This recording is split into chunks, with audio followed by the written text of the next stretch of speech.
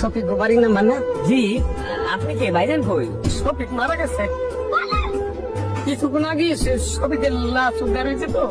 মা, ভাইজানের লাশ আনতে এখন মেলা টাকা লাগবে, তাও সেটা 2-4 দিনের মধ্যে জোগাড় করতে হবে।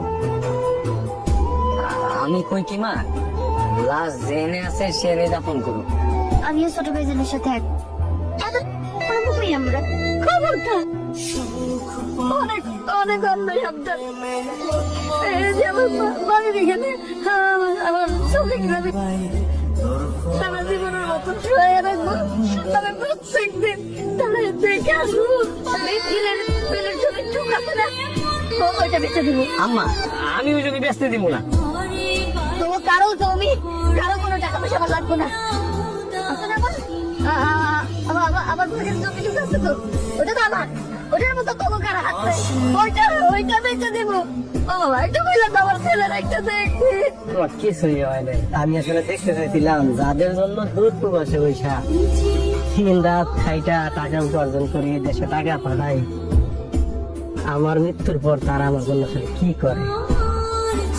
বিশ্বাস করো, আমার লাশটা যে তোমার কাছে বোঝ হয়ে যায়, আমি স্বপ্ন কোনোদিন কল্পনা করি নাই। আমরা প্রবাসীরা না অনেক বোকা। এই যে তোমরা যখন দেশের মধ্যে প্রতিযোগিতা করো ভালো থাকা আর ভালো খাওয়া, তখন আমরা প্রবাসীরাও ওই বিদেশ বয়ে প্রতিযোগিতা করি।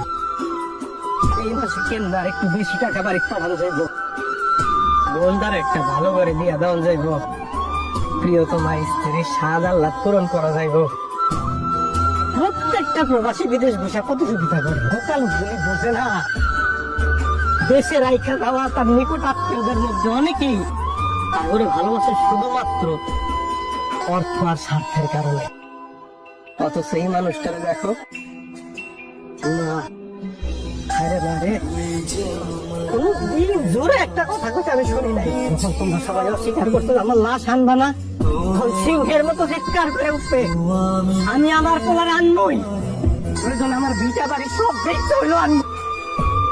এবং সে কিন্তু তাই করছে। এই জন্যই মনে হয় কবি বলছিল, মা কথাটি সত্য কিন্তু যেন ভাই মায়ের মতো মধুর নামটি